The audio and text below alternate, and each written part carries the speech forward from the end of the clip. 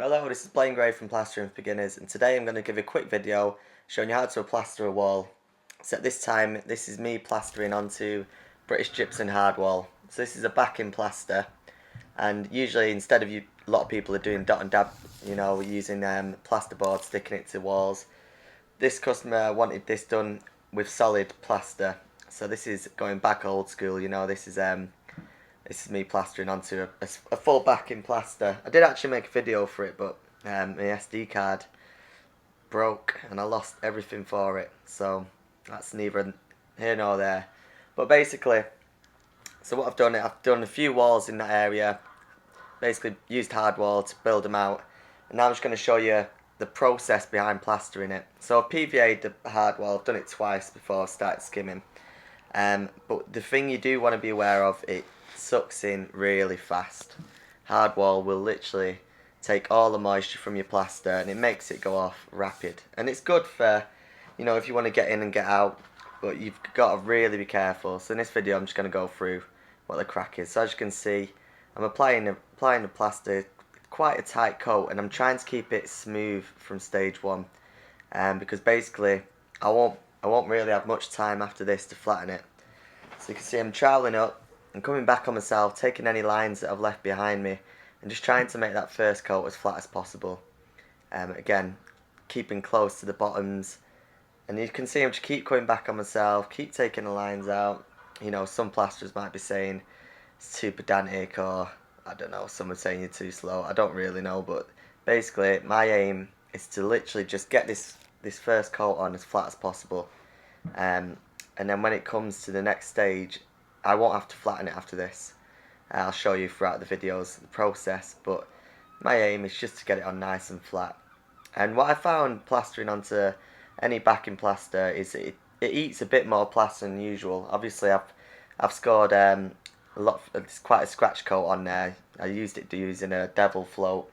So for that alone, the plaster's got a bigger area to fill. So just be aware that when you are plastering onto backing plaster, that just allow for a bit more, just mix a bit more in your bucket than what you would do usually, just because it will eat the mix. I'm coming around plug sockets here, and I'm trying my best just to avoid getting too much plaster in there. We want to look after the other people coming after us. We don't really want the electricians' boxes to be covered in plaster.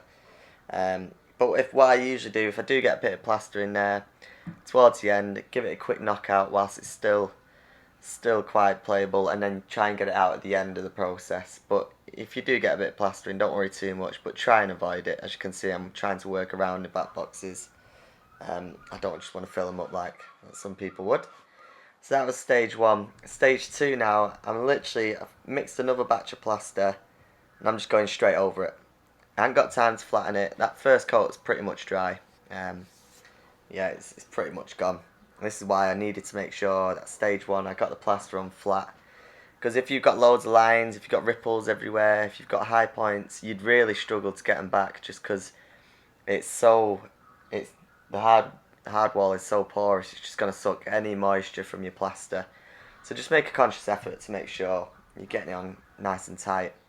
Second coat, the same thing. I want to make sure I'm trying to leave as little lines as possible behind me. So troweling up and coming back on myself in the same motion, just to come back down and take out anything I've left behind, really. And as you can see, I'm keeping close to the bottoms there, making sure there's enough coverage for the old chippies and the carpenters. But yeah, basically this coat doesn't take as much plaster. The first coat is the big one. Second coat, I find on hardwall I do usually add a bit more plaster from the second coat as well. If you spread it on too thin, you'll struggle. It'll just take it out and really dry it up. But I mean, if you put a slightly thicker coat on what you would do usually on your second coat, then that's for the best, I think. So as I said, plastering onto British Gypsum Hardwall or any backing plaster, it's a faster process. We're going to take a lot of steps out than what we would do usually. And if you do want to watch a video on how to plaster on any standard walls, go to my website. I've got the link below here. That's a website, and you get a chance to sign up to a welcome plastering course where we take you through all the videos, and a lot of them you won't be able to find anywhere else. So if you want to learn how to plaster onto a standard wall, go to my website, sign up to the welcome course there. But for now, we're just still sticking with this. And now basically done the second coat, now we're just flattening that coat in. Obviously using my water brush now, I'm cutting back any high points at the bottom where I can. So what I do is I brush the bottoms and then trowel upwards, as you can see. And with this, if you've got any fat, if for anyone who doesn't know, fat is basically the excess plaster you collect on your trowel. At this stage we'll be pulling a bit of plaster from the wall, and this is good because you'll see in a minute, if you've got any holes or any areas where there's a bit of plaster missing, look, you can see now, I'm taking the plaster off with my water brush, taking it off from the brush and filling in any spots and troweling it in. So what I've done now, I've just filled a little hole in, made sure that there's nothing missing, and now I'm troweling it in, smoothing it into the plaster. So again, wet the bottoms, keep the wall well lubricated, and then just trowel up, making sure you're keeping your trowel close to the wall. We don't want to be taking any plaster off at this stage, so keep your trowel tucked close in and just concentrate on filling any low spots. And as you can see now, I'm just cleaning the back boxes where I can. You know, it's just whenever I can, give them a quick clean up. And like I said, at the end is when I usually fill them out properly and get rid of all the plaster. But as you go in, if you've got a bit of time, just try and make it a bit easier for the other people coming in after us. It can be a pain in the ass. You know yourself, if you're plastering and you know you've got plasterboard up and nothing's ready, there's loads of screws missing, you don't want it, so don't put it on anyone else either. So it's good to try and look after everyone on site. So that was stage 3. Now we're looking at stage 5, which is the first trowel. This is where we're starting to get our walls flat now. You know, we've done all the filling, and this wall's going to be really taken up. It's quite solid now. And what I do at this point, just to give a contrast to what I was doing before, this is called a cross trowel. Instead of working upwards, troweling upwards and getting it that way, now we're going to work against the usual way of troweling and just really make sure we're getting this wall nice and flat here. So we're troweling against everything we've done. Again, the same process, just apply a bit of water to your edges, just a bit of lubrication for the wall really, and put quite a bit of pressure on. You want a pressure on at this point, pushing your trowel and just trying to get rid of any bumps or ridges. If there are any at this point, we really want to push them into the wall, because after this we're not going to have much chance. If you don't do it now, you're not going to get the results you want. So if there is anything that's not quite right or anything that's raised, really you've got to focus on getting it now, because after this the wall's going to pretty much be solid and you're not going to be able to do much. So again, just keep your water brush soaked up. Just keep the edges nice and wet. We don't want to do it when it's dry, because it'll pull the plaster, it'll start creating streaks in the wall, and it could actually blister your plaster as well. So at this point we need to keep the trowel well loaded with water and keep your walls lubricated really. And again, just working across the wall. It's like a game of limbo at this point. I'm only small, so I can get the bottoms, but at this point I'm not getting much lower than that, I don't think. So this time I work from the bottom. And what I really will do now is what I do usually, is make sure that I've not got any big slugs of plaster at the bottom. I want to use my trowel, use the edge to cut back any points that are raised. And that's for the chippies when they come to do the skirting boards. Just make sure you cut your excess behind, because it's a nightmare if the chippies trying to follow you, trying to get rid of your ridges. So just cut back there's going to be blobs at the bottom, I always get it. I'm not even joking, I always leave big massive slugs behind, so I'm just cutting them back now. Just using the edge of my trowel, and then after it, use a water brush to trowel them back out again. Then that way the bottoms of your wall are nice and flat, there's no raised points, and it's easier for everyone else down the line. So yeah, again, edge of your trowel to cut them back. Don't be too aggressive, otherwise you might attack the rest of your wall, so just take your time with it. It's nice to get it out of the way now. Again, just before the plasters gets too hard. At this point it's nice and easy to do, just because the plaster's still soft, still easy to play with. And, job done really. So that's stage 4. Stage 5 now is the wet trowel. And this is called a wet trowel because we're literally soaking the wall up. So now using a water brush, lots of water, just trowel your brush behind and then follow through with your trowel. And you literally just trowel across the wall like we did before with the cross trowel, this time using plenty of water. We don't really at this point want to be dragging the plaster, so that's why we're adding so much water. Just because the wall is so dry now, it's virtually dry. We're just polishing it up now, giving it that final touch.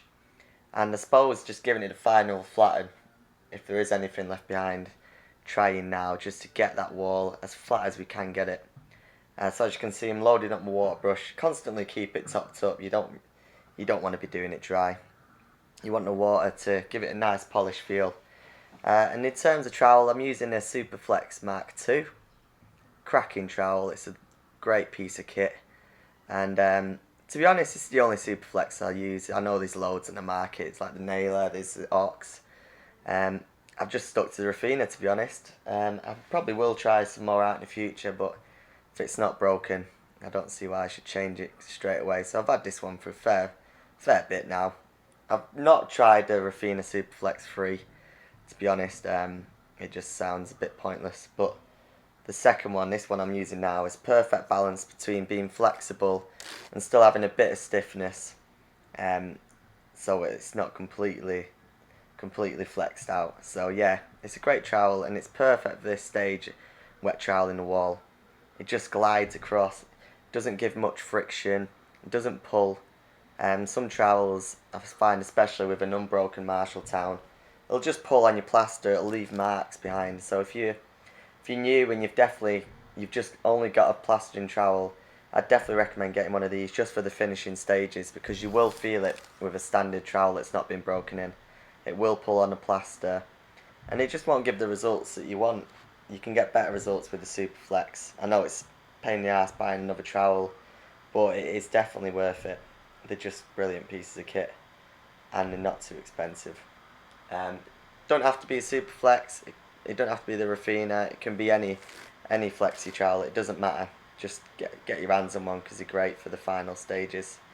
But it's simple really, just using a wet trowel, coming across the wall, it's nothing too major. Now it's the final stage, which is the dry trowel. Now the final stage is the dry trowel, like I said, and you literally just take your trowel and just trowel across, still doing a cross trowel, just keeping it the same for this stage. So literally just no water, just trowel across the wall, nice and easy, firm pressure, but keep your trowel really pushed into the wall. And this is just giving it its final polish really. We don't want it overly shiny, and I'll be honest, I usually use a Plasiflex or the plastic finishing trowel. But here's a lesson if you are listening, don't leave it in the sun because mine just melted, it crumbled up. So that's why I'm using the Rafina Superflex here. Like I said, I like to finish with a plastic trowel. Gives it a matte finish, it doesn't give it too much of a shine, so it's not hard for the painters to do their work. Sometimes the steel contact can bring the moisture to the front, which gives it that shine and that glass-like effect. Painters don't like it, it makes their job hard, so I find the plastic trowels just better for this final flatten, just because it gives a matte finish rather than a shine. But like I said, mine's melted, so I didn't have any other choice than to use the Superflex. So that's that really. But like I said, if you can get hold of a plastic one, that's decent. So that's the process to me plastering onto hardwall. Definitely missed out a few stages there, and it's definitely faster. Basically, I timed it and it took me 1 hour and 40 minutes to do it. I mean, a big hit can sometimes take me 3.5 hours. So we've nearly lost 2 hours there, just because it was plastering onto hardwall, which explains why I've missed a few steps. So you've got to really be careful when you're plastering this way. Make sure you apply your plaster nice and flat. But it's still lovely. It's really nice, I find, to plaster onto hardwall or any backing plaster. At the beginning it can be quite tough, but throughout later stages it can be quite nice to get the cream up, and you just feel like your wall's a lot more solid compared to what if you were plastering onto plasterboard or dot and dab. So give it a think. If you ever need to get to a point where you need to plaster onto a masonry background, maybe have a look at hardwall, because it's a great product and it's nice to plaster on. Just got to make sure you follow the right process and don't plaster too much. Plaster smaller areas, smaller hits, and you'll be grand. That's me, Blaine Gray, Plastering for Beginners. Hope you enjoyed the video. If you did, please like, and if you liked it and want to watch some more, please subscribe. Thanks a lot.